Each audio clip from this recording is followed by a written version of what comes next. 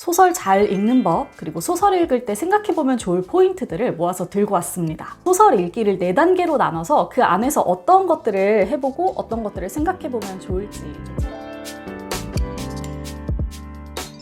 안녕하세요, 공보기 여러분. 모두 잘 지내셨나요? 오늘은 제가 진짜 오랜만에 독서 팁을 좀 들고 돌아왔습니다. 제가 얼마 전에 제 독서 모임 공배에게 첫 책으로 이 책, 썸머셋 모음의 달과 육펜스를 선정하지 않았겠습니까? 그래서 지금 저와 함께 많은 분들이 이 소설을 읽고 계시는데요. 독서 모임 멤버분들을 비롯해서 이 좋은 가을날에 혹시 소설을 읽고 계시는 분이 있다면 오늘 컨텐츠가 도움이 될 것 같아요. 소설 잘 읽는 법, 그리고 소설 읽을 때 생각해보면 좋을 포인트들을 모아서 들고 왔습니다. 조금 더 재미있게 소설을 읽고 싶다, 혹은 소설을 읽고 나서 뭔가 조금 더 남는 게 있었으면 좋겠다 하시는 분들은 제가 지금 알려드리는 팁을 한번 실천해보면 좋을 것 같습니다. 그럼 바로 시작해보겠습니다. 자, 순서대로 살펴볼 텐데요. 먼저 소설을 읽기 전에 여러분들이 준비하시면 좋을 것들을 먼저 알려드릴게요. 첫 번째 살펴보셔야 될 것은 책의 앞표지, 뒷표지, 그리고 저자의 양력, 목차와 서문입니다. 왜 그러냐면요, 여러분, 이 부분을 통해서 소설에서 알아둬야 할 배경 지식이나 소설의 뼈대나 중심 이야기들을 미리 좀 파악해 둘 수가 있어요.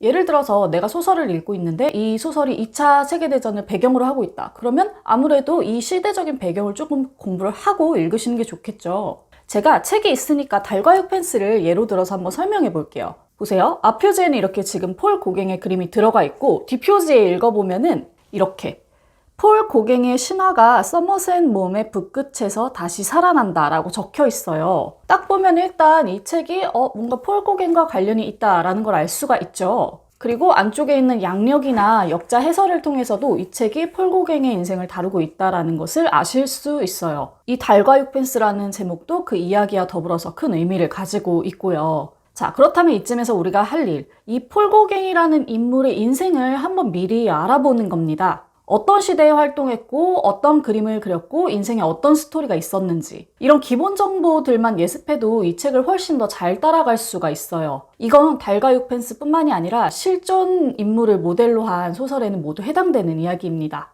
혹은 특정 시대를 반영한 소설들도 마찬가지고요. 그리고 어떤 소설들은 작가 본인의 이야기가 많이 담긴 자전적인 소설을 쓰기도 해요. 이런 경우에도 작가가 살았던 시대나 작가의 인생 스토리를 미리 훑어보시면 큰 도움을 받을 수 있겠죠. 달과 육펜스처럼 실존 인물을 배경으로 한 이야기가 아니라 완전히 새로운 인물들의 이야기다. 그래도 마찬가지로 똑같이 이 부분들을 살펴봐 주셔야 해요. 어쨌든 이 부분에는 가장 핵심이 되는 정보들이 담겨 있기 때문에 여러분들이 이 부분을 기억해 두고 책을 읽으시면 좋습니다. 어떤 소설들은 사실 이 부분들을 읽어도 그렇게 크게 도움이 되지 않는 소설들도 있긴 있거든요. 그러면 그냥 쿨하게 넘어가셔도 되고요. 나는 그래도 좀 미리 알고 읽고 싶다 하시는 분들은 서점의 그 독자 리뷰를 좀 살펴보시는 게 좋아요. 그리고 출판사의 서평을 살펴보셔도 좋고요. 책 뒤에 붙은 해설을 미리 읽어보셔도 돼요. 하지만 이렇게 해설을 미리 읽어보게 되면 내용을 좀 미리 스포일러 당하는 경우도 있고, 어쨌든 책의 인상이나 내용을 타인에게서 주입받는 거기 때문에 여러분 자신만의 독서에 조금 영향을 끼칠 수도 있다는 점을 미리 알아두셔야 합니다. 자, 그럼 다음 스텝으로 넘어가 볼게요. 자, 소설의 첫 장을 막 펴기 시작했다. 그러면 이때 여러분들이 준비해 두시면 좋을 게 하나 있어요. 바로 빈 종이입니다. 이 종이는요, 그냥 특별한 거 아니고요. 그냥 A4 용지 한 장, 노트 한 장 찍어서 아예 책에다가 이렇게 끼워두세요. 책 읽는 내내 언제든지 꺼내서 여기에 필기할 수 있도록. 혹시 독서 노트를 따로 쓰시는 분이면 여기에 적으신 내용을 옮겨 쓰시는 게 좋습니다. 항상 책이랑 독서 노트를 같이 가지고 다닐 수가 없기 때문에 종이 편하게 끼워두시고 사용하시면 좋아요. 이 종이를 어디다 쓰느냐, 인물 구성도를 그릴 때 씁니다. 소설은 인물들이 중심이 돼서 이야기를 끌고 가기 마련이고, 이들의 관계나 심정 변화, 그리고 이 인물들을 둘러싼 사건이 중요하기 마련이거든요. 그래서 인물 구성도를 좀 남겨두시면 좋아요. 특히 외국 소설, 러시아 소설 이런 거 읽을 때는 거의 필수적이죠. 이 인물 구성도에는요, 인물의 이름, 그리고 화자 또는 주인공과의 관계, 특이사항 등을 적어두시면 좋습니다. 여기서 중요한 거 하나, 만약에 어떤 인물이 책의 중간쯤에서 새로 등장한다면 그 인물이 등장한 페이지도 함께 적어두시는 게 좋아요. 그래야 나중에 다시 찾아볼 일이 있을 때 애먹지 않거든요. 자, 이렇게 인물 구성도를 그리면서 책을 읽고 있다면 여러분들은 중간중간에 이 점들을 한번 생각해 보시면 좋습니다. 이 책의 중심 인물들은 누구인가? 이 사람들은 누구이며 서로 어떤 관계인가? 이 사람들은 어떤 유형의 사람들인가? 이 사람들에게 어떤 일이 일어나고 이 사건 이후에 이 사람들이 어떻게 변하는가? 이 사람들은 무엇을 원하고 어떤 것들에 방해를 받는가? 이러한 물음들은 캐릭터의 심리를 파악하고 소설을 조금 더 잘 따라갈 수 있게 도와줍니다. 꼭 한 번씩 체크해 보세요. 그리고 이 책에서 말을 하고 있는 화자가 누군지 알아보는 것도 좋겠죠. 물론 책을 읽다 보면 자연스럽게 아실 수 있는 부분이지만 가끔씩 좀 특이한 사람이 말을 하는 경우가 있어요. 달과 육펜스 같은 경우도 스트링랜드의 친구인 작가 화자가 등장하죠. 왜 이 사람이 말을 하고 있는지, 이 사람이 말을 함으로써 독자나 소설이 얻는 것이 무엇인지 이런 것들을 고민해 보시면 좋습니다. 물론 답이 없는 질문이니까 편하게 생각해 보시면 돼요.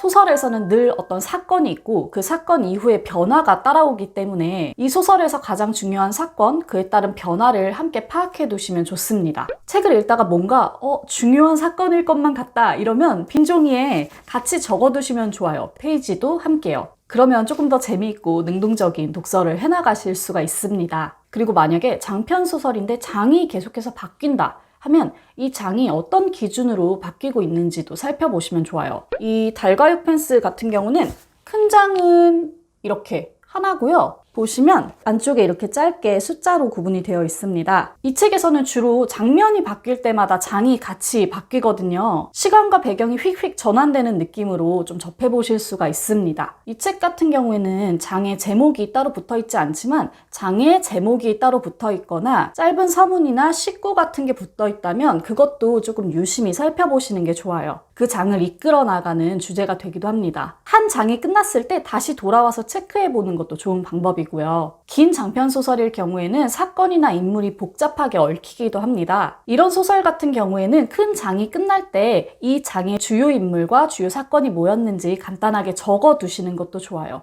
이건 나중에 전체 요약을 하실 때 굉장히 요긴하게 사용하실 수 있습니다. 자, 소설의 마지막 장을 덮었다. 그러면 여러분, 소설의 첫 장으로 돌아가서 첫 장, 첫 도입부를 한번 살펴보세요. 아마 첫 문장이 새롭게 다시 보이는 경우도 있을 겁니다. 그리고 다 읽고 나서 이 책에 왜 이 제목이 붙었는지, 왜 이런 표지를 사용했는지를 한번 가늠해 보시는 것도 재밌겠죠. 소설을 읽은 후에 뭔가 궁금한 게 계속 남아있고 좀 애매하다면 다른 분들이 쓰신 리뷰나 서평을 찾아보셔도 좋습니다. 여러 사람의 후기를 듣는 것도 재밌는 독서 경험이니까요. 자, 어쨌든 책을 다 읽은 후에는 제가 항상 밖으로 꺼내는 게 가장 중요하다라고 말씀을 드렸었죠. 책을 다 읽으셨다면 자신만의 리뷰를 한번 글로 남겨보세요. 만약 뭘 써야 될지 운을 떼는 게 너무 어렵다 하시면 책의 제목과 작가 이름 그리고 읽은 시간, 내가 특별히 마음에 들었던 명문장을 그대로 옮겨 적어보세요. 조금 워밍업이 되실 거예요. 아까 말씀드린 것처럼 각 장이 끝날 때마다 요약을 조금씩 적어두셨다면 이걸 합쳐서 전체 요약을 적어보시는